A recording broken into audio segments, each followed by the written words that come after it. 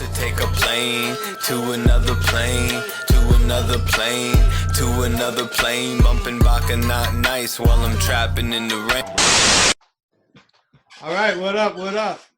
This is episode number 34. Wow, it's been that much. No, 35 actually. Jeez. Damn, Jub was 34. Shout out to Juba John. Yeah. So this is 35. My goal is to get to 40 by the end of 2020. So I can, because I Definitely hitting that. I started this right when coronavirus was becoming a thing. Okay. I repeat, like the first few episodes was all me saying that it's bullshit and the government's trying to control us and all this shit. Yeah. It didn't age well. Well, for some people it did. I mean, some people are gonna look back and be like, "Yo, this guy was speaking the truth." Yeah. For me personally, I'm like, hey, I don't know, but anyway. So it's going to be a cool 40 episode 2020 collection, which I'm very proud to have today's guest, Light Spectrum, good to be a here. part of. Yeah, man. Yeah. I'm looking forward to chopping it up with you. I think we've got a lot of things to talk about too. Yeah, absolutely. Yeah. Your music's definitely started making some waves the last year or so. Yeah. So it's been great seeing you kind of bubble. Got a couple of nominations too. Yeah, just like incredible. You. And you were one of my biggest inspirations to do that. Get to that level. Like last year when I seen that you won the award and everything, I was like, all right, that's my next goal. I'm gonna do that. I'm gonna be up there with Ezza. Hey. So then this year I got 5 nominations. It's like I feel good. Like that's what's up, man. I really appreciate that. No, I appreciate you because that really that's what that meant for me was like I could show people. Hey, if I can do it, so it's can doable. You kind of thing, like I'm one of you. You know what I mean? So I'm not one of you is ironically my song. But I'm one of you. You know what I'm saying? Exactly. So yeah, I'm glad that could happen. And when I saw your name popping up as I'm reading through the nomination, I'm like, holy fuck! Like this like really bubbled up fast. And also big shout out to Pluto who's in the building Pluto right now. Hey, we got Pluto in the building. There's the Pluto hands right there. There's Pluto hands right there. Yeah, Pluto, you have to come back and do another episode with me soon, though, for sure. Yeah, now that you can leave the crib and shit. Yeah. Shout out to Pluto, but yeah, so like it was really cool to see you sort of because I of course like first heard of you through Pluto's music and as a feature on his stuff, and then I checked some of your solo. So this is really some unique different shit, right? Yeah. Okay. And then to see it sort of blossom so quickly to sort of like you really found your own as like a solo artist. Hey. It's super dope to see. It means a lot to hear that, especially coming from you, because being somebody who I also looked up, because like I look up to Pluto too, right? And then you're both constantly giving me this feedback, letting me know that I'm actually doing things and growing consistently, which makes me feel good because sometimes you as the artist looking in at this stuff, you don't feel like there's that much growth because you see your projected future and what you do want to accomplish, and you're not really there because every time you get closer, you actually the dream becomes bigger too, bro. So it means a lot to actually hear that from you guys because now I know that I'm actually growing. Yeah, you're hitting the nail on the head for me because like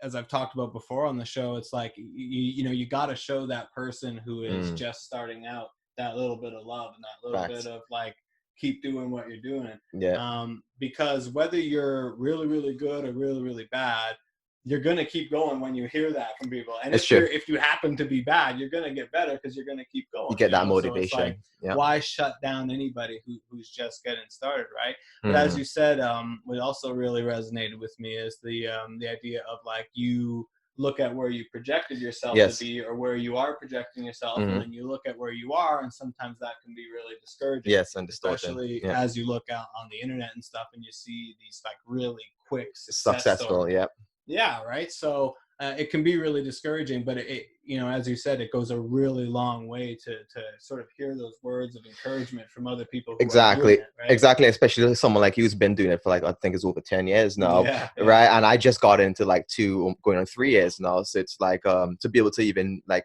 we gotta make a track today kind of thing. So it's like for us to be able to even go on the same track, it means like it's like all right, that's dope. Like you know what I'm saying? I'm like I'm in the same track with a local legend. Oh, shit, I appreciate that, man. That's very kind. But so I have a feeling like you've got a bit of a story to you as well. How old are you even?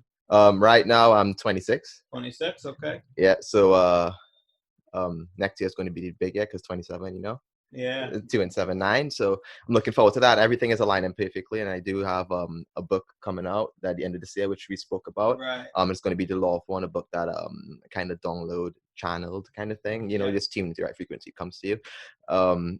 Yes, I got that book that's going to be released in the end of the year. Then a bunch of huge collaborations with you guys. We got music videos dropping, huge collaborations and sponsorships with F1 Genetics. So it's like a lot of big things coming up. So 27 hits. It's going to be perfect aligned. Just a matter of making it moves. Oh, that's perfect, right? Man. How you can manifest that all in perfect time. Exactly, right? And that's the next thing too, is like it goes to show that sometimes guys, like, you know, you just got to keep pushing, man. Sometimes you don't see how your dreams add up. It's like, I want to do this and I want to do this, and they're all so different, but they all give you that same feeling. Right. And that's what you got to do. You just got to keep going, because you're not going to see how they're going to link up, but eventually you're going to grow to such a point where they all intersect.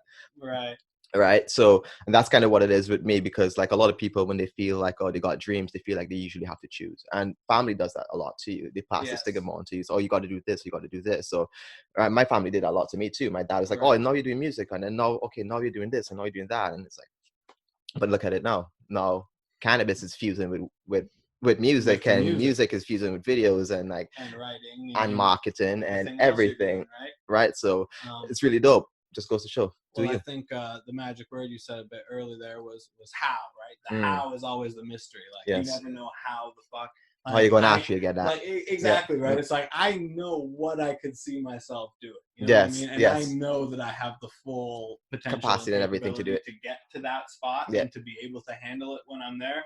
But I don't know how the fuck I'm you couldn't even get there. And, or how long it's going to take. So that how is very intimidating. Right? It is. So I think you just kind of said, like, you kind of almost have to not think about it. And exactly. Just keep going and keep doing it, and don't even worry about the how. I usually draw this reference at home as like it's kind of like parenthood. Like when you dive into parenthood, you're not sure exactly what you're going to do. Right. Like you're not sure, but you want it so bad. You want your family so bad that you just dive into it. You do everything required, and next thing you know, you're doing everything that's required, and your family's growing. So it's the same thing with every aspect of life. That's what he's like, bro. Yeah. Right. I literally got a right. A tingle there. So you just got to dive into it. Doesn't matter what it is. Analogy, bro. You want it. Great fucking analogy. Right? You want it bad enough to dive into it, and you will figure it out as you go along. If you keep staying back and say, okay, I don't know how to do it, then you'll never move, because you'll never know how to move. But you try to move like a baby. Next example, like you don't know how to walk, right? You know how to walk, but you want it so bad. It's in every one. You just want to keep doing it. You don't know if you got to put more balance on your right or more on your left.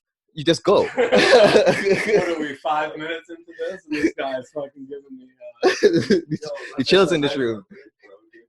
For a second, I met him too, man. It's like I knew that as soon as I read your name, I knew this would happen. So that's why I want to get into the book, because I've read a lot of channeled and downloaded material, and I noticed even as you were saying that, you kind of glossed over it like it's something.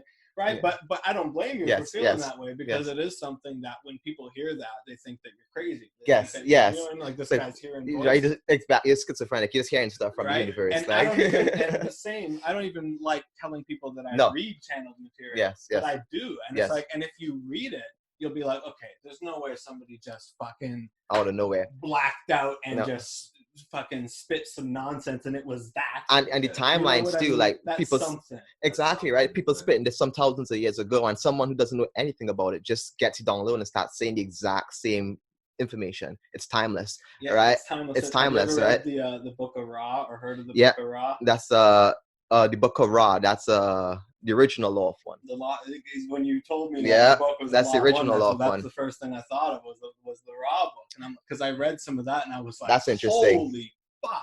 Like, man, every beat of this resonates. You know what I mean? Yeah.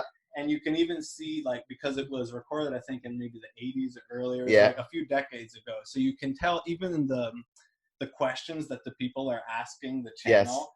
Are like so limited and closed-minded. I'm like, bro, if I could sit down with and this ask anything, like that's where humanity was. compared to now, right? And it's like we're moving closer and closer to that one. Exactly. You know, so that's why your book's fucking interests the hell out of me, because I've never really had a chance to sit down and talk with somebody who receives these downloads, right? I've only taken in their material. Right, and experience your downloads in different intervals, like which is why we're able to even communicate or conceive what we've been talking about, because you experience your download consistently, right? But how attuned with are you with it is kind of based on your lifestyle and who you are, your personality and everything. Right. So we're all constantly getting the feed, we're all tuning in constantly like a radio, we're all, you know, picking up these signals in the air, but what information we get from these signals depends on the alignment in ourselves, because the impurities within ourselves bombards the truth and it makes it not pure, and then we get distorted views and images if we even get anything out of it,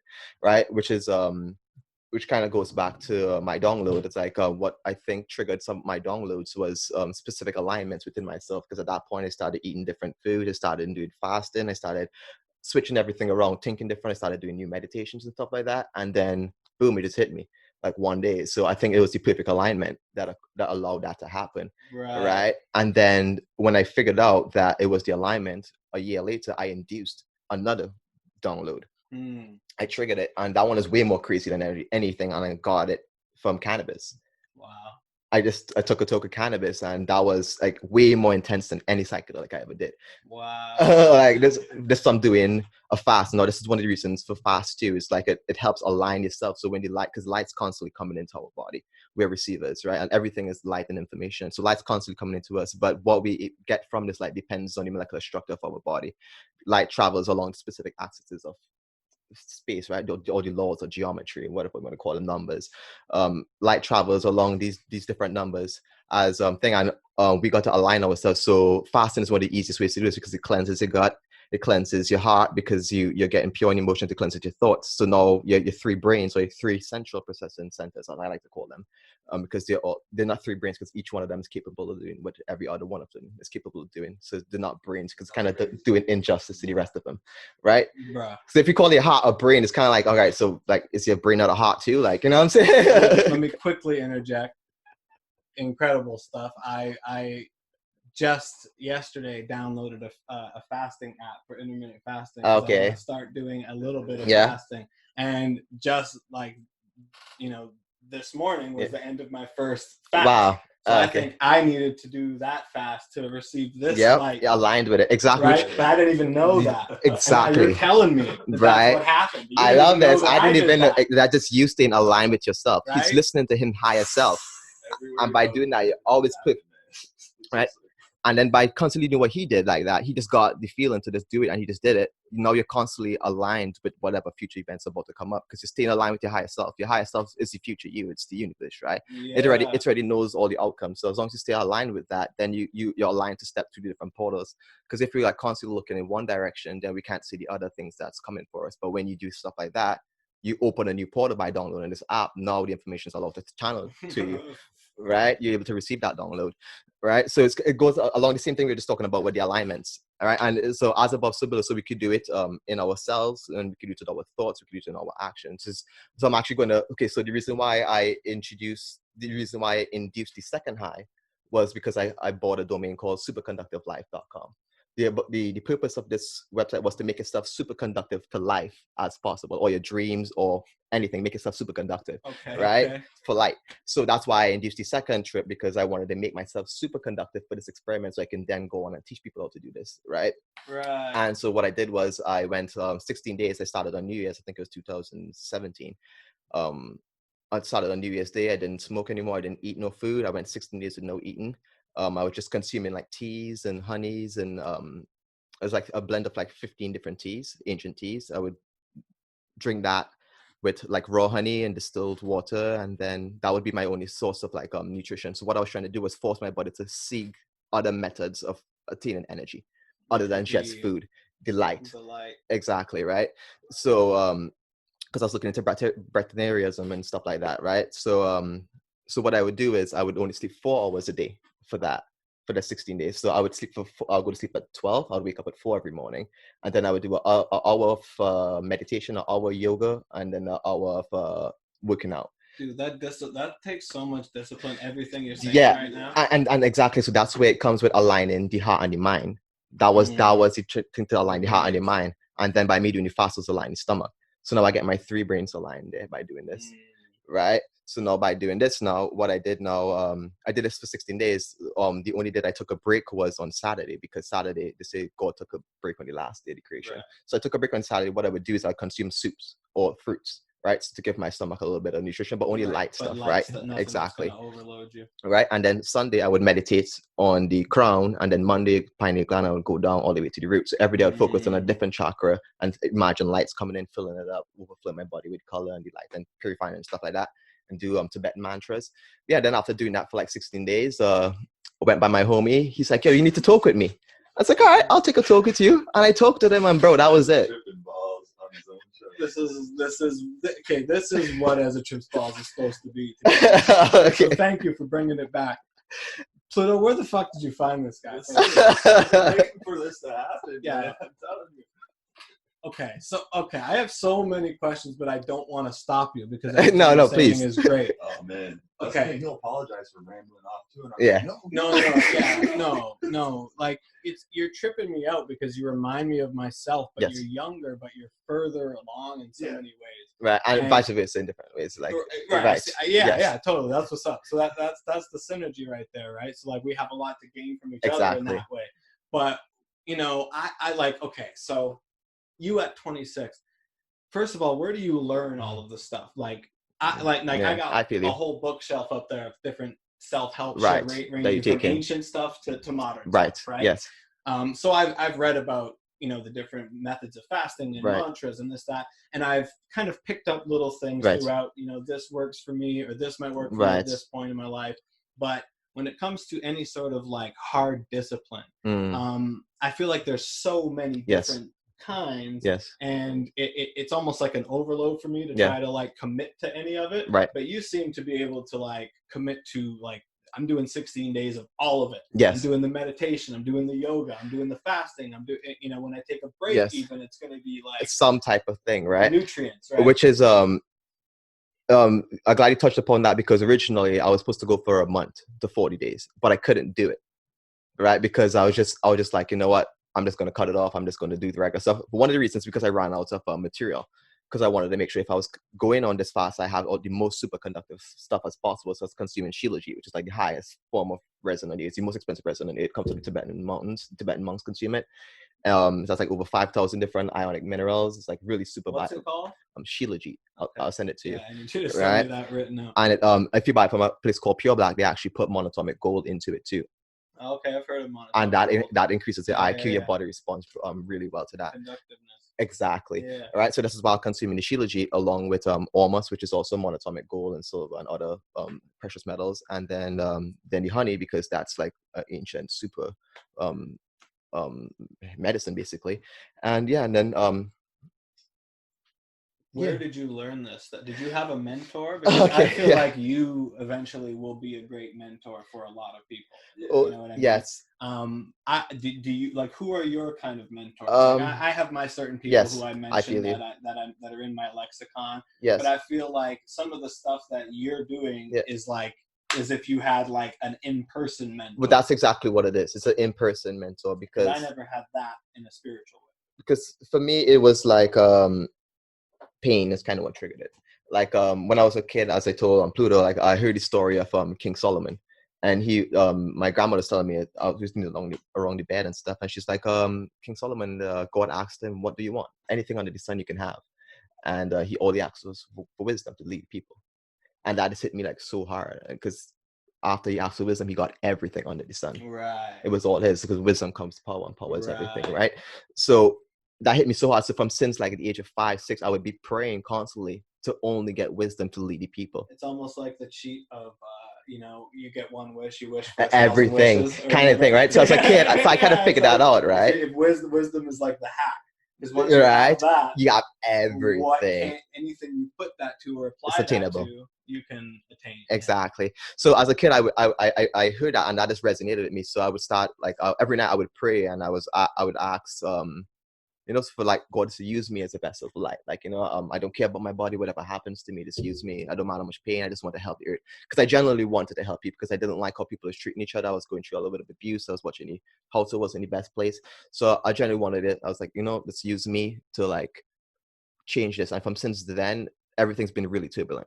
So because I asked for it consciously, my eyes was open to see the change of receiving it, what I asked for, right? So I think that kind of had a goal in it of having my eye constantly open, looking for something all the time. And then by doing that, from since then, I moved probably like 50 different locations, and I helped a lot of people, but not necessarily helped, but they helped me too. So it's like an exchange, right? So me being there kind of influenced their family in a good way, and vice versa, right? So by me asking God to use me as a vessel, that happened, and I actually was able to enter different people's lives. Because if the house never burned down, my brother didn't die, I would have still been in that same house, right? So it was kind of like so from since then, like the pain and always looking to try to help people and trying to be this vessel for light, that just always make me seek more wisdom and always look deeper into how people think and why they think the way they think. Right. And then from there, then other people would like that about me, because they would see me always asking questions. So they would try to further my experience, because that's the next thing. Like the better you try to do it for yourself, is the better people always try to do for you. Right. Because they see that you're sure about yourself. They see that you're guaranteed. They see that you're you know, you're sure something's coming. So they feel sure about you too. They you know, they believe in you too. So that's basically it. So like throughout life, I would just go up looking for things, and people will come and drop, like someone dropped me. I was speaking to this Rasta dude. He's like a guy gave me a bad book when I was a kid, but that was the book that opened my eyes. It's bad because it's not like the best teachings, but it's like, you know, but it teaches opens the eye to reality, it teaches you how everything works. And when I read that, I went back to him, and he's like, wow, you actually understood all of that. And I was probably like 13, 14 years old. Right. He's like, you actually understood all that. And he was like perplexed. And he was like, all right, so here's these two next books. And he gave me The Law of One and The 48 Laws of Power. Okay. Right. And I was like 13, 14 reading this stuff. Right. There's a lot right there. Right. So then I was reading this, and then I was like looking at YouTube videos, trying to do meditation, to do like stuff like that. Then I met a mentor who taught me palmistry and astrology and numerology. And how I met him was funny, because he just gave my brother a crystal. One day he's like, this is for you. And I just seen that, and I was like, I want what you have. And he was like, perfect. He's like, how does this kid know? Because he's old. He's like 21, 22. And I was like 14. And he's like, I was like, I want what you have. Because I seen how he was able to look at someone else and channel something for them. And I was like, what vision does he have to know that this stone belongs to him? Right. It intrigued me. So, and then I went up to him, and then he gave me a whole list. He's like, all right, any things on this list you can learn. And that's when I learned numerology and palmistry, stuff like that. So I started touching a whole bunch of different areas, but none of that really did anything too much. What it did was give me tools to then look through a better lens of reality, to see more. Right. And then, through that, then just keep going through and doing meditations, and life. I don't know. Life was the main teacher. There's a lot to learn there. Yeah, it's but my main teacher was love for people. I just always wanted to help people. Like even today, anything I could do to help people. So when you are going through that 16 days, and I'm sure it's not easy. You know, you kind of talk about it like it's nothing, but I'm sure it's not easy.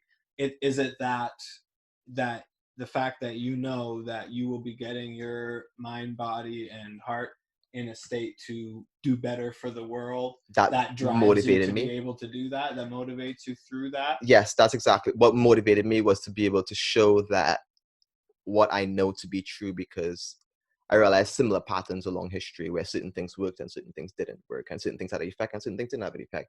So I knew that if I was to go through this and experience this effect, then I can 100% prove what I think is real, and then help people understand it so they can become more aligned with their higher selves. So that was the main driving thing behind this, to be able to prove what I know so I can show it to people so they can then do it. Because a lot of people, they have theories on what works and what doesn't, but no one really goes and puts the effort or determination to actually go out and do it. Right. So that's what made me do the whole thing. I was like, okay, I'm doing everything that I know. So I like all in one. If I'm going in, I'm going all in. And that's the next thing about me. Anything I do, I dive 100% in, head in, right?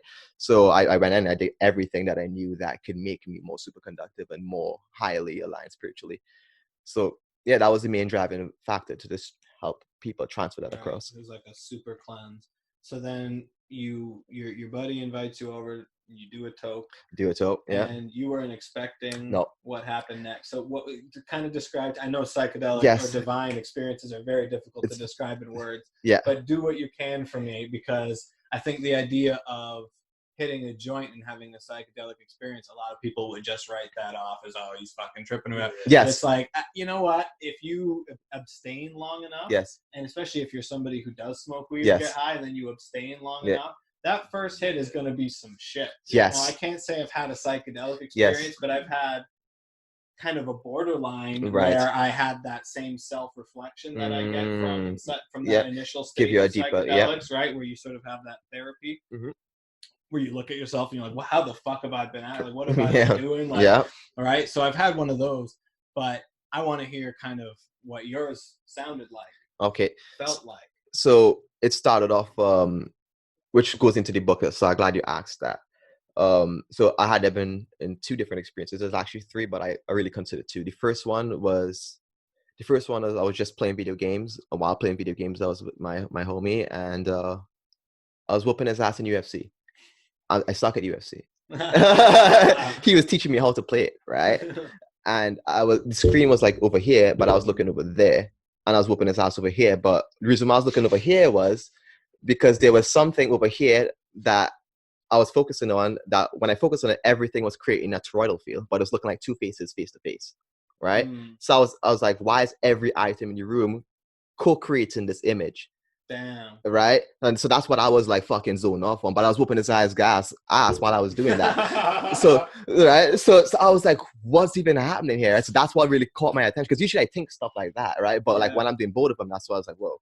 So then I started like tripping out a little bit. I was like, what's happening? Like, so then at that point, then anywhere I looked, the exact same image would form. So every item in the room would always create the exact same image. And it was like two face like profiles. Yes, like nose to nose, looking like, yeah, just like face to face, right? Kind of thing, right? And anywhere I look, I would see this, right? And then what started to happen was everything started to sound the same, right? So not only was everything looking the same, everything started to sound the same. What was the sound? No, everything was so because I was seeing how the patterns was unveiling in front of me, everything was confirming the patterns that I was unveiling, if that makes sense. Because like I was, so it's like I was like, whoa, is this happening? And then someone would speak and be like, yeah, this is what's happening. It was voices. It was like, and they were having conversation. I wasn't even with them, and they were just talking. I was hearing everything in my head. They were saying it, and they were answering my questions in my head while I was like tripping off, right? So now I was taking in not only the vision aspect of it, but not the hearing aspect of it. And then I started to feel my senses started to activate, my touch, and now everything was feeling like super like sensitive. Like, you know, I could feel the carpet, I could feel like the air interact with my skin. And so now I was like, all right, so now everything's that's when I started to figure out what was happening. It's like, okay, all my senses are getting tuned up like individually, right? Damn. So then I was like, okay. So then I was like, oh, this is happening. So then I left. And then we was like going somewhere, and I just started playing with it. I was like asking this, because like you get to find out anything you want. What do? You ask anything you want, right? Basically, right? So it was like, so I'm just asking everything, and it fucking, or me or my higher self or us told me to write a book called The Law of One, right? And to use this book to teach people how to experience a state. Damn. How to heighten all of the senses, where they could experience all the senses heightened simultaneously to experience a state of simultaneous, right? So it told me to call the book The Law of One, because it's experiencing the law of everything being one, right? So that, oh shit. Right? And so the name of the book is The Law of One, and then the application to the infinite all, or the guide to the application of the infinite all. That's the subtitle, right? Damn. So that was the first experience. Now the second experience, which is the one I induced after getting this first download, because after I got this first download, what I started to do was write out the table of contents for my book, because I was like, okay, so I need to make a book out of this experience. I need to teach people how to do it. I could duplicate it, right? So I started writing out the spine. So I was preparing for when I do experience the second download. Now I already have the spine. I could just get into writing it. Filling it in. Exactly, right? So that's what I did. So now on my first induced trip, which is the second trip, I started to write down everything and go through all of this. But what happened was, I'll get to the story. The original question you asked is, when I went after the fast, I was writing my book and everything. I went to my buddies, and he gave me the toke. We smoked. He's like, all right, cool. And I went back home. And when I went back home, a taxi driver was dropping me home. So I was sitting down in the car, and then there was like a vehicle next to us. The neighbors as usual, but like me and my homie was chilling and talking. I was listening to music, and I gave him some kush, right, as like a form of thank you. I gave some kush and stuff, and while I gave him, as soon as I gave him the kush, I seen the vehicle next to me just started up. So it's like, they started to watch this entire transaction. So I was kind of tripped out about it, right? So then that kind of makes me start thinking from a more outside perspective, because now I'm thinking about what are these guys thinking about, right? So now I left the car, now thinking about what these guys are thinking about, go inside to then realize that the exact same song in the car was playing inside, but it wasn't.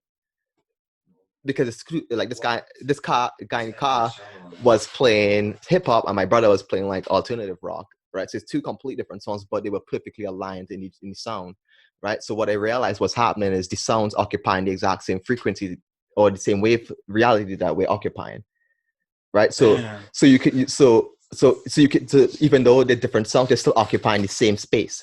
So you could predict the hits of it. So my brain was predicting the hit of every beat. So I knew where every song was going to hit. I knew where every drop was going to hit. People was actually related to the music. So people was actually participating in the creation of the music, because this is all music, right? So my wife or my kids, they would all make sounds in the exact, I would know when things about to happen, because it would always fall on beat. Everything would fall on beat. As artists, we kind of know that how that is. When you're rapping, you don't even have to think about falling on beat, you just fall on beat. Exactly. Right? So everybody was just falling on beat. So I was like, okay, like it's like, what's happening here? Start tripping out a little bit. So then I was like, all right, I'm going to go to sit down. And when I sit down, I close my eyes, and everything just went straight colorful. Colors that I never seen, geometries that I never seen, a whole bunch of information I never seen. And when I did try to reopen my eyes, I couldn't see anything at that point. Everything was just stayed the way it stayed the exact same. So it's all colors, right? And that was just some taking a wee toke, right? So everything was the exact same color. Everything was the colors I never seen. Everything was geometries that I never seen, and it felt like a book being turned. So it's like you're flipping a book, and every one of those pages was a different dimension, with different rules, different colors, different geometries, right? So that's what it felt like, and I was going into like milliseconds, the entire thing over and over and over. So I thought I was dead. Right at that point, because be a logical fucking conclusion. I thought I was dead. I was like, what the fuck am I even experiencing? And then I was like, and then my son came into the room, and when he came into the room, he said something, and then I felt the love for him. And then that tuned me back into the reality. You didn't see him, obviously. I just heard him, and then his outline started to form. Whoa, bro, that's like a movie. Right? His outline started to form, and then after it would start fading back out. But then the more he talked to me, the more he would fade back in. So then I realized that the emotions was tuning me back into this reality, right? Which makes so much sense. Which makes sense, right? So at that point, I felt comfortable, because like I know I'm alive now. Right. So now I just need to relax and stop trying to understand this and just take it in. It will make sense. So it's almost like it comforted you. Exactly. Like, hey, dude, chill. You're not dead. I'm not dead. But you need to take this shit in right now. Right. Exactly. You're alive. You're good. Everything's good. Right. Take this shit in right now. Right. So at that point, I was just like, my higher self just told me, all right, just don't try to understand it. Just take it in. It will make sense at some point. You'll process it, because I already knew that anything we take in subconsciously, we consciously, once activated, we will have access to that memory. We obtain everything that's ever seen, right? It all sticks with us. So I was like, all right, just take it in. It'll all make sense in the future. So I sat down and I started experiencing these flashes, and anything I would think about would come to my mind. Any thought, anything I would want to know how it would work, it started to come to mind. So what I started to do was, because I knew that neural networks are linked together, and neurons that are tied together fire together, right? So because it's all part of the same neural network, once it's activated, that's why sometimes you feel you see something and then you get the same anger that was associated with the first time you seen it, because they're tied together, right? So like a smell could trigger a memory, a whole thing, right? Because all of them in the same network. So I already knew this, so I was like, okay, that's how it works in our brain, but everything's factual as above, so below. So that means it works on the exact same on a universal scale, right? All these networks are tied into each other, right? So then I was like, all right, so now that I'm experiencing all these different dimensions, let me plant some eggs in each one of these dimensions and each one of these experiences, because so now it's still seeing this whole time, but I was comfortable at this point, so I just allowing it to happen, and I was playing with it at this point. And were you ever seeing the same thing repeat itself? No, different every time. all different. Some shit right there. So so probably all real, man. So I planted seeds in this thing, right? Because I call them Easter eggs. So right. So because planted Easter eggs in different dimensions, different timelines. So because I knew. So how did you do that? Like, so how I went about doing this was, okay, so you have, if I figured out something that was super genius or something that I really wanted to hold on to, I would tie it to another thought that's important to me. I'll tie those neural networks together, and then I'll tie certain future events to certain experiences and certain inventions and stuff like that. And that's how I would link these Easter eggs. So I know once in the future I do stumble upon this idea or this type of invention, there's also these other thoughts that I tied to it that I'll also. Do you have an example of that? I have a couple of them. Like one of them was okay, so the brain. Okay, so there's these 3 centers that I said, right? Now, the first time I experienced the whole thing was I unlocked the simultaneous gaze, simultaneous hearing, and everything, which is the focused, the stray, and then the simultaneous combined, right? Now, the focus is the father, the stray is the mother, and the simultaneous is the child, right? So the focus, father, the pineal gland, mother is the stray, or the, like, everywhere, like right. And then the heart of the child is the simultaneous. So what I experienced in that, one of the eggs I planted in that was how the brain connects to that sequence, and also a couple other things, how they all tie to it, because I realized everything's factual. So if that's a sequence on how it works here, and everything's on this dimension, it seems to work on the Trinity or some sort of that. I was like, if I tie other versions of it, I'll download it eventually. So that's one example of that. Damn, man. So now I have an entire book with like how bees use this entire system, how the chakras use this entire system, how the male and female use this entire system. Like the eye, for example, you could see something, you could focus on this, or you could see nothing, like you could just like gaze off, or you could see this and everything simultaneously, which just helps you access your peripheral vision, right? We all do it, but not much people try to consciously stimulate it to evolve it to a different level, right? Now we could experience the same thing with the touch. You could feel one thing, or you could feel nothing, or you could feel the air and that one thing simultaneously, right? And you could do that with all the senses. You could transfer it to your sense, you could do it to your thoughts, you could do it to your emotions, you could do it to everything. I just see father, mother, and child experienced on different levels. Wow. Right. So that's one of the things that's one of the Easter eggs I planted. The other Easter eggs, I think, is actually meeting you guys. Damn. Okay. Right. Like that. Right. I planted things to keep me aligned, because I seen myself in future events, which is the next part of that trip. I seen heaven and I seen hell. Right. Now I seen my heaven and my hell. What that means is I seen a whole bunch of possible outcomes of my future if I was to take different steps. So I seen like a whole bunch of different realities. I see me on cruise ships and me and a big team all doing shows and doing all type of crazy stuff. And then I also realized at that point that I'm a creator and I could create any of this that I want. And then that was hell.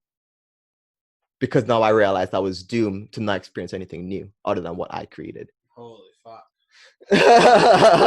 And that was my hell right there. So I literally laid down in bed, because what made me realize this experience was every thought has everything has a geometry associated with it. So what happened was, while I was experiencing the psychedelic trip, I was laying down in bed. I was any bad thing I thought about, there would be a geometry associated with this bad thing. And then when I look into reality, everything in reality would be made of this geometry, just fluctuated and creating different things. So whatever I was looking at, fucking helpful, right? That just blew my fucking mind. That's a very helpful tool, man. Right? So it was inescapable. Anything you see in your head is inescapable, because anyway, you look in reality, is going to be based off that exact same geometry. It's going to reflect it, and that's what made me feel like I was in hell, because now I was seeing good things and bad things, and everything in reality, doesn't matter in my head or not, was following the exact same thing, right? But that just is our reality, right? And that's exactly. So then exactly. So now I was like, whoa.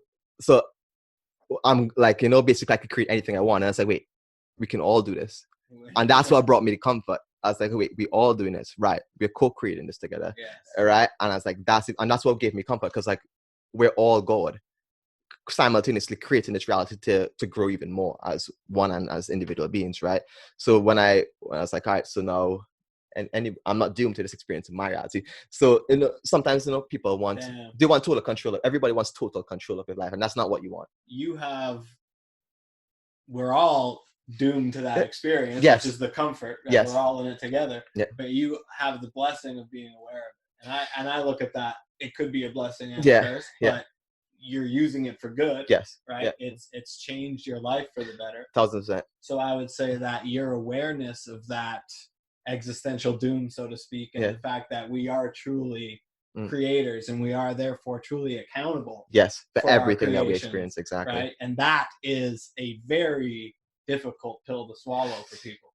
Right? Yes, most people would rather be oblivious. Right. Exactly. So it's almost, it takes, bearers of light like yourself, like myself, like Pluto, to carry that, to help people out of that in any little way we can. Whether it be through art, through this, through talking, through writing a book. Right. So that is sort of our not burden, but it's the journey. It's the job we've chosen. Which by the way, one of the things that interests me with like you, like how you freestyle. Right. I can't freestyle yet because I'm yet to unlock that version of the simultaneous gaze. Well, I can't even really freestyle. But that's a version of the simultaneous gaze. And you do it sometimes, guys. You know what I'm saying? But that's a version of the simultaneous gaze because you're looking at your thoughts, you're looking at your reality and simultaneously processing it to create something. Right. And it's like all in the now. It's like all based on the now. Yeah. So it's like you're focusing, but you're not focusing all at the same time. So I love that. So my said I had 3 trips. My third trip was kind of like that, where just someone freestyle, and I realized at that point that these people are doing the same thing. All right, same thing with art. You're doing the simultaneous gaze, but on a different version. Right. Like so, you're pulling something out of the present. Exactly. And making it last into the future, essentially. Exactly. Right? But you're creating something out of that moment that otherwise would have just passed. Exactly. You're consciously choosing to create something out of it. Yeah. Right. And I feel like we're kind of in society always consuming rather than creating. Yes. And again, it's not people's fault, like it's easy to be jaded and be like, oh, why don't people see this stuff? Why don't other people go on these same sort of journeys? Right. It can be frustrating to be, I imagine for somebody like you, it must be frustrating, right? Yeah, it's really frustrating. But you also have to have empathy for people. That's what it is. Because they haven't experienced it. Anyone who sees it. And that's it. Once you see it, you can't unsee it. So that's how you know, right? If you experience someone else that hasn't seen it, as you said, you need to have empathy, because if they did see it, they can't unsee it. You can't unexperience it, right? So it's just yet to be there. Doesn't it frustrate you that, like, for me, it's hard to, it's almost a lonely thing. Yes. There are other people who know, but it's one of my missions. But on a grand scale, it feels like most of humanity is operating on a lower kind of frequency, or they're focused on the wrong things, or prioritizing the wrong things, or not looking within. That's why we're here. We're here to remind people to just be them, Well, you're really nice and friendly about it, man. I have to learn from you, man. I get frustrated with. No, I feel the same. That's what created my awakening. Like that frustration towards humanity. It's like, why the fuck y'all so, bro? Just like treat each other good. You don't like getting fucked up. Why you fucking up people, bro? Like, it's complicated. Right? It ain't that hard. Like it's a golden rule in every religion. Do unto others as you would have them do unto you. So it's like. And generally, if you live that way, you'll probably have a pretty decent It's always life. good. I mean, misfortunes happen to everybody. Right. Right. Example, like my brother died and all that stuff. Right. Things happen. Right. But you got to make the best out of every situation. Don't see it as the reason why you need to keep going down. Yeah. Or be held or be stuck. Right, because like for example, my brother always says, he always says like, our little brother died. He's like, he died. Most people like will put that down. They'll let it put him down. No, we're like, no, we can't die. He died for us. That's how I look at it with my best friend who passed away. Right? No, we can't. We need to live for them. Exactly. That's it. He can't do it now. So I'm here to do it. Yep. And there's no stopping that. Yeah. And same with trying to, it makes you try to live the best life you can and try to help others around you live the best life that they can. Exactly. And it's just hard. That's how it impacts the world. Just like that. Like, you know what I'm saying? You just keep loving people to the best of your capability. Try to make people feel good as much as possible. Like, sometimes we look at people and we see they're going through troubles and we take it personally because they're reflecting it onto us. But almost all of it is not us. Yeah. almost all of it. Like it's all patterns, the environment. Like we're not even supposed to be looking at square walls. Like, you know what I'm saying? Like everything's boxed in. Right? Like almost everything's working against us. So we need to start working with each other. Yeah, and it is miraculous that we've even made it this far, right? Like our clothes poison really us, like everything. Like, and that's what. Well, when I was at your crib, I was saying it's like music and weed seem to be the two miraculous things that have brought me, like, attracted people to my life who have given me hope for humanity. It's funny because you say if that. I didn't meet some of you guys, I would think there's nobody like me out there. Because in my normal life, outside of linking up with the right people to smoke, and there's a lot of people you link up with to smoke that are goofs too, don't get me wrong, and do music. You know what I'm saying? But that's where you meet your, like, it seems to be those two things for me anyway have consistently helped me to meet the right people that where I was like, okay, I'm not crazy. I'm not doing this for by nothing. yourself. I'm not doing it by myself. In fact, I'm not like on some crusade where the rest of the world, like, we're in it together. You know what I mean? And like, and even though there's still, like I said, a lot that is working against us, the fact that we're still here and we're still able to do it every day, and like we have things that inspire us. We have passions, constantly. We have things we want to do, right? So we're constantly perpetuating each other too. Like we always like this one conversation, we came to have an interview and we both learned so much and got inspired so much within this one interview. Absolutely. Like so it's just that alone, like, you know, as you said, sometimes you feel like it's just you alone, but just keep doing you, man. Keep growing, because even if you think it's just you and you just stay stagnant, then it will just be you, because you won't be aligned with those people who are like you. Just be you and you'll find those other people. Yeah, that's all. That's basically it, man. And you know, people go through a lot to learn some of these lessons, and that's why I like having these conversations, and hopefully people listen and gain something from it, because, you know, it's to me, like the concept of the Jesus on the cross story is like of somebody going through it so that the rest of the people don't have to. Yeah, I feel like there's a lot of Jesuses on earth right now. Right? Let's see 144. We all got Jesus' blood in us. Yeah. So there's those of us that go through these things to come out the other side to impart this knowledge on people. And for you, I mean, what I admire a lot about you, as far I already admired a lot about you, but as far as new information that I've learned in this conversation, is that discipline it takes to do the fasting and do that the meditation and the yoga and the daily regimen. I think that there's so much value in that, and you feel like it's unattainable, or something that like only a monk in on a mountain somewhere can do. Right? Exactly. And I think that you have put yourself through that so that you could show other people. Exactly. Like, hey, it ain't that big a deal. I love how you put that. So you're almost a Christ figure in your exactly. Way, right? We're like same way how you're doing that in your own feeling. Like we're making the walk. Like I have another buddy, like the one who F1 Genetics, he make that same reference. He's taking the Christ walk for cannabis.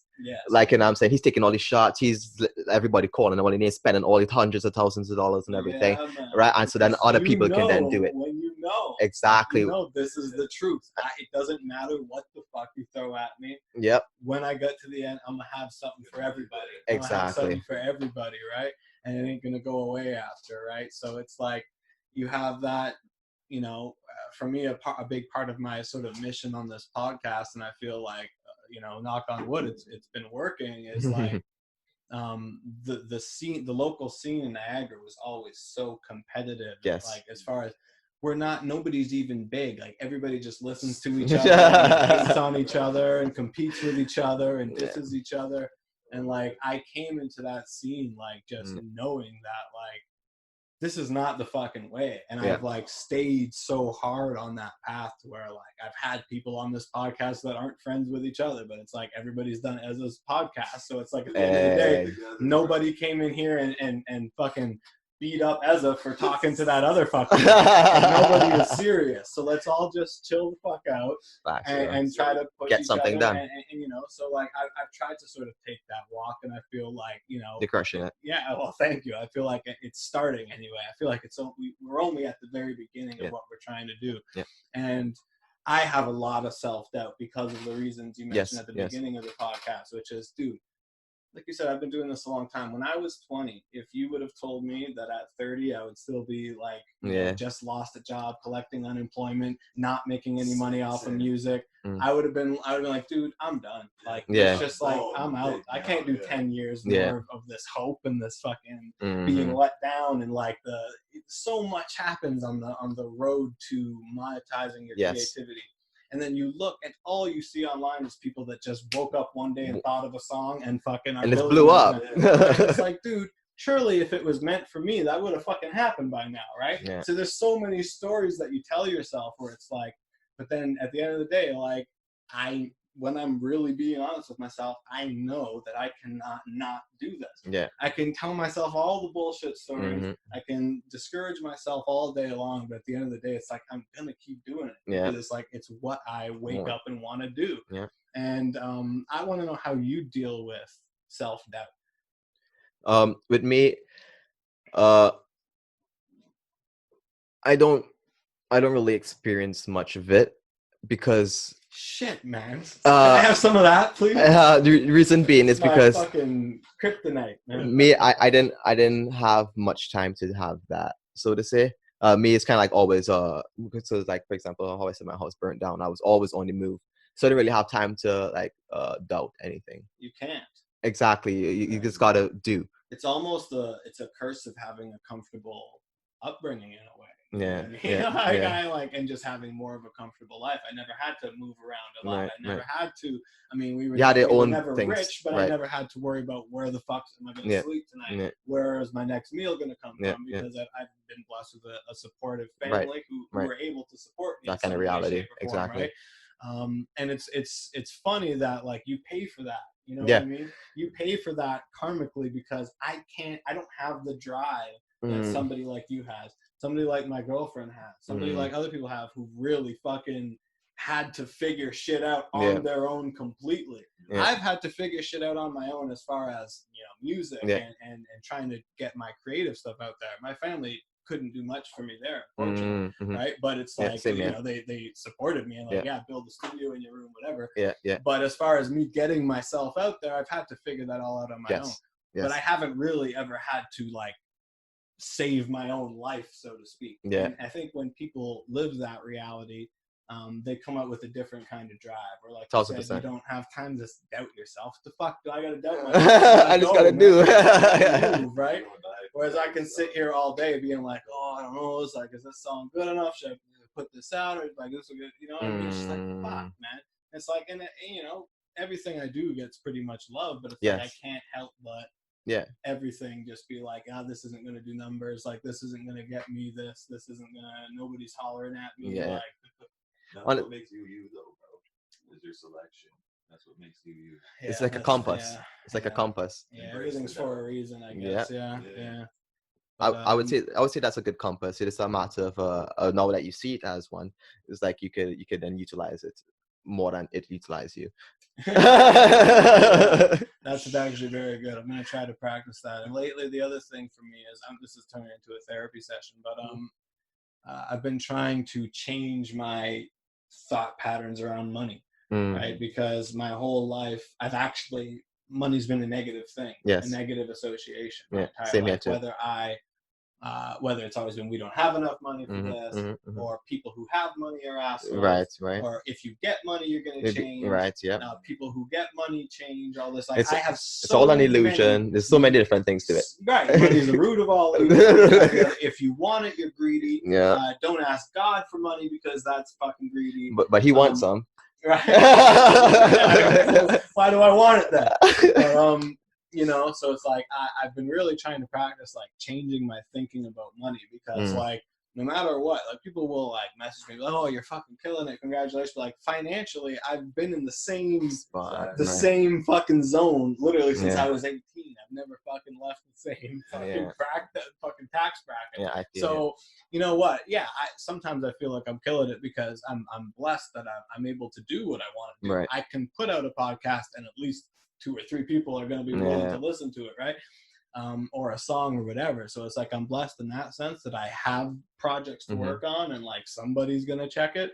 but financially it's like such a thing for me, and like I've had such a hard time changing my brain about that.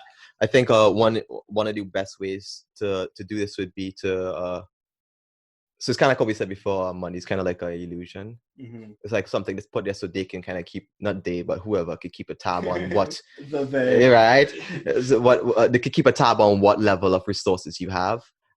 So it's like just remember, since what are they keeping tab on? They're keeping tab on resources. You keep tab on just resources. I mean, that's how I do it. Like I try, because money's always been a problem in my life too, right? Never had much of it. Same kind of situation. It's like, so me, what I do is I hold on to the vision more than I think about the money, because the vision requires the money to do it. And if I acquire the item, then that means I had to have the money. Right. So for me, example, it's like my whole life I was always thinking about meeting you guys. Right. I didn't know who you guys were, but I was a kid. I was stuck in Trinidad. I thought I was going to be in Trinidad for the rest of my life. I thought my right. Some of my best homies get along well with Trinidad. So oh shit! I asked you where you're from originally. So that's what's up. Right. Anyway, go on. It's been like 15 years in Trinidad. Shit, okay. But what was I saying? Money. Oh yeah. You were able to change your mentality. Yeah, so like for example, being in Trinidad, what I would ask for wasn't money, but to be able to come out here. Right, and to be able to meet you guys, because I knew I always had a future, and you had a different reality than those in third world countries, right? Because OT has a lot more opportunities and stuff like that. So it's like what I would always do is envision me being here, and envision me chilling with people, and envision me stuff like that, and not think about the cash aspect of it. And then because of that, I just constantly stay aligned with everything else I have to do other than the cash. Right. So it's almost like the how. Like, exactly. The cash is kind of the how. Exactly. Whatever it is you want to do with the cash. Exactly. Right? Just make sure that you're 100% aligned. So when the cash does come, you know how to spend it. God damn. Because that's what happens with most people when they win the lottery. They're just not aligned with nothing. People's lives. Right? They spend all of that. Right? But if you're aligned with it because you're already prepared, and then you won a lottery, you're good. You got your investment there. Yeah. Any one of us win a lottery, we're good. Yeah. We have dreams. Yeah, we know what we want to do. We have to stay in line with it. Exactly. Yeah. Like so many times, like if you dropped $1 million on my head, like how quickly that would be 10 million. Like, me like hitting up the right people and hitting up the right producers, and I just make so many hits with that $1 million that I'd make so many people rich. And it's like, man, you wanna like why is that one? It's just such a big roadblock, you know what I mean? Like I could do so much if it weren't for the need to accumulate money in order to do it. Yeah. You know? And it's like, fuck, what is that part of this? What is that? Can't we get rid of that soon? Like, I'm exasperated already. We've been doing this for hundreds of years before I was even here, right? This actually sucks, supposed to be the time period where we're actually doing that. It's supposed to be the time period where we get rid of money, which is so they say it's supposed to be like this supposed to be the Great Flash, and then now the government's calling it the Great Reset. It's also supposed to be the time we're getting rid of money, but now they're getting that cryptocurrency. They're doing their own version of it, right? So it's like I think like we're supposed to also become superhuman in the prophecies. We're becoming superhuman, like machines and shit now. AI now, right? So we know all knowing. That, or is it them trying to be like the Antichrist, the false prophet? Exactly. So now people talking about the coming of Christ. I think that's, and then they talk about the coming of Christ, and then it's supposed to have the Antichrist. I think that is part of the Antichrist, because as about so not only could it be an entity, it could be a way of thinking, because Christ is a consciousness, is a way of understanding, is a way of living. So it's like the Antichrist would be the opposite of that way of living, and so the false truth. So what this false reality that they're trying to create, that people think that is the new enlightenment. They think that is the new way. They think that is now the woke, right? So that's the false Christ kind of thing, like you know what I'm saying. And even stuff like the algorithms and advertising and the way that AI works and pushes certain things to you.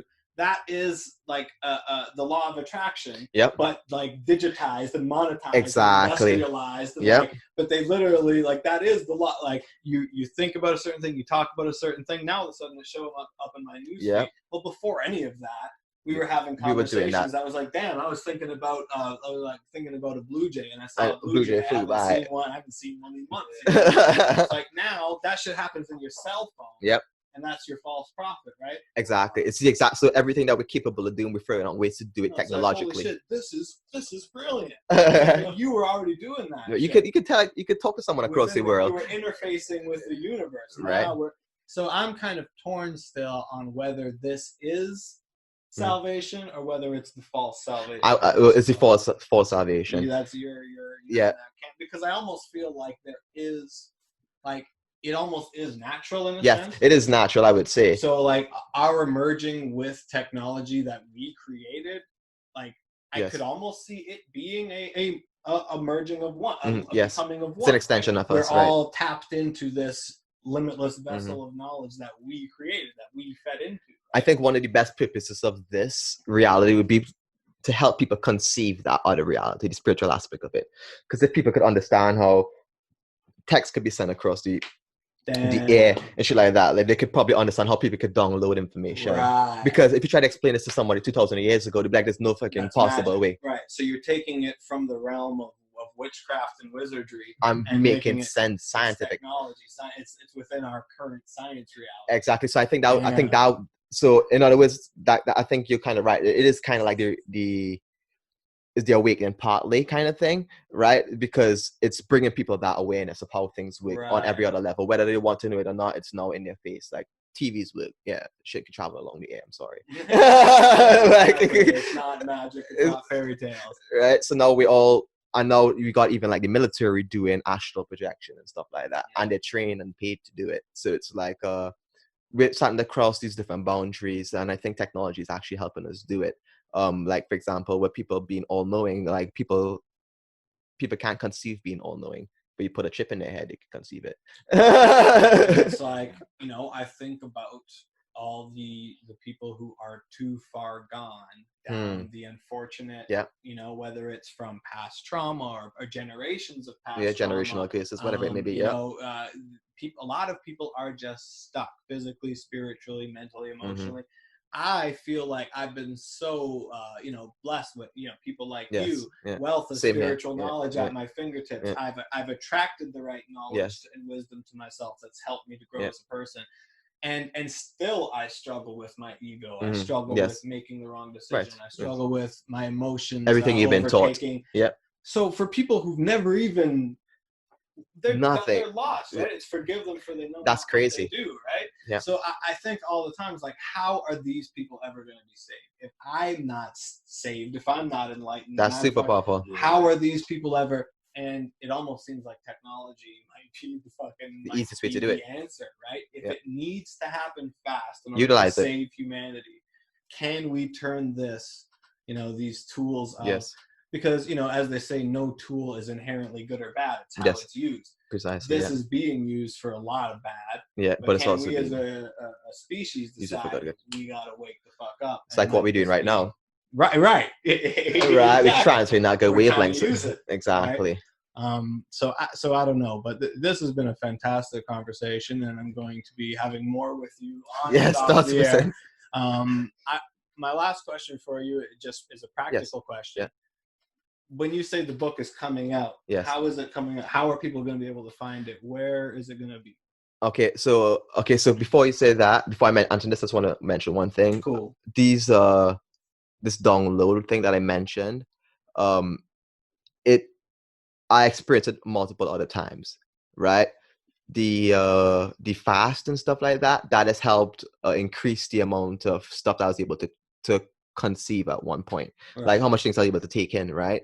But it wasn't necessary. So with that being said, that's the reason of meditation, is to go in that exact same realm and download that same stuff without having to go through all of this stuff or do mushrooms and all this type of crazy, right? It's all the exact same realm. Because like when for example, I've been something Bob Marley, he was asking, he's like, somebody asked Bob Marley, have you ever done LSD? He's like, no, but he's like, but when I speak to people who've done LSD, it sounds like the exact same place we go to when we smoke weed.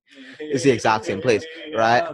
So and me doing weed now and then doing mushrooms, and I could see that, as I said, weed gave me a way more psychedelic trip than mushrooms. Who fuck would expect that, right? So I could tell you it's literally the exact same place. And when I do my deep meditations, I do go to the exact same place. I visit the exact same realm. I see the same type of colors. I get the same type of downloads every time I visit that place from meditating.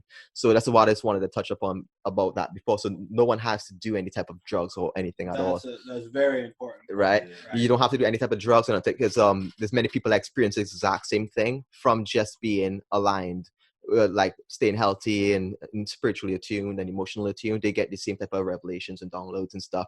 Us doing this, so it's a way to accelerate the rate of which it happens, and kind of keep it controlled almost, right? So I don't like I'm going through an endless phase of this. So when it goes to the book's it's supposed to be released at the end of the year, right? But I have a lot I'm trying to put into it, because as I said, it could go into every aspect of life. You could then put into the simultaneous, right?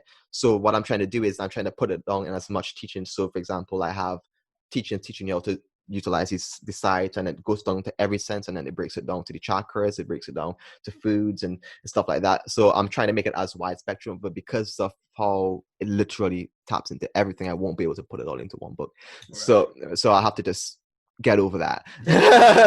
Right? And actually put it out. But what I'm planning to do is I'm actually going to put it out, and anyone that reads the books and enhances their experience or the techniques will then get it back to me, and we can put it in the future editions of the book.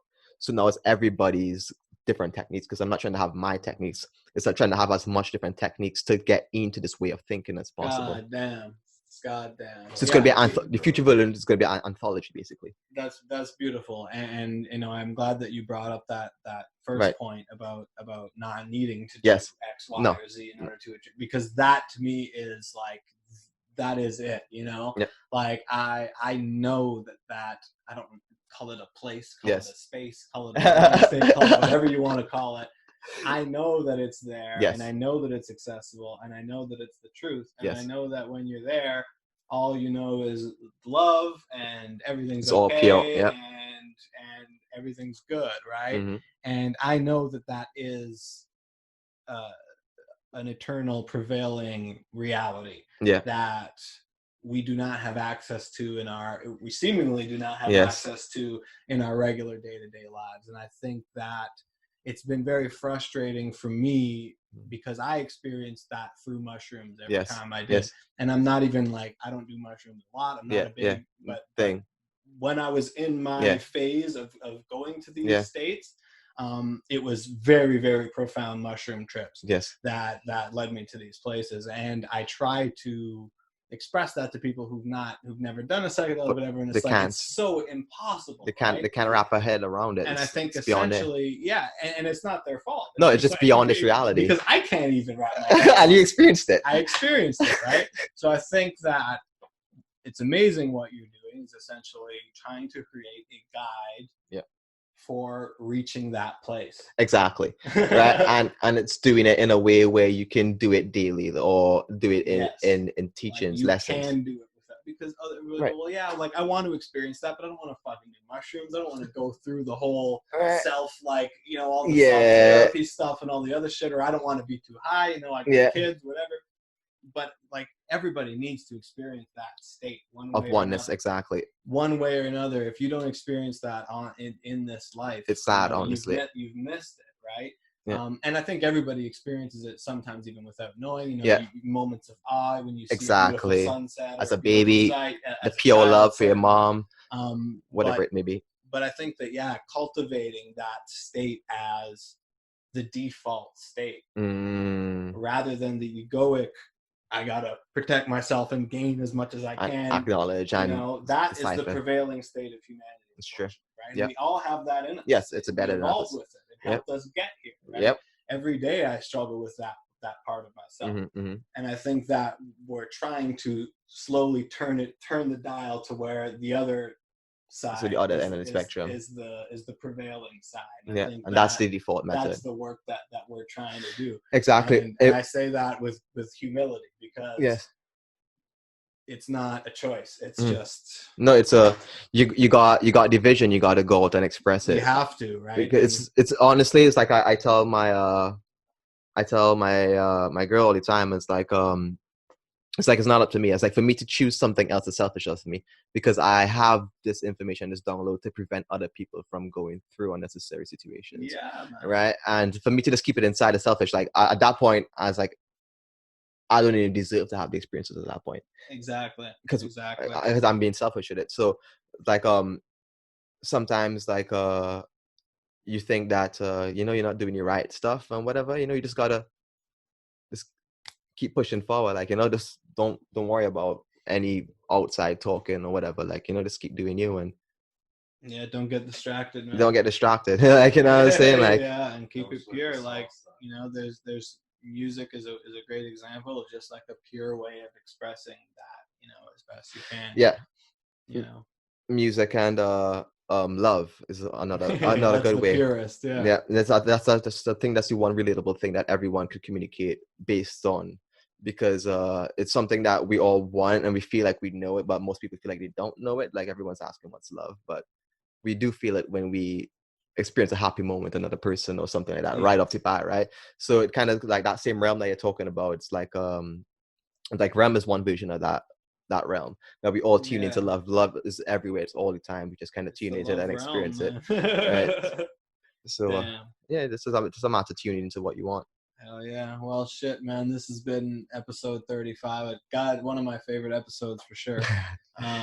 This is really what Ezza Trips Balls was meant to be, was these types of conversations. And hey, we're plugging some local rappers as well, because why not?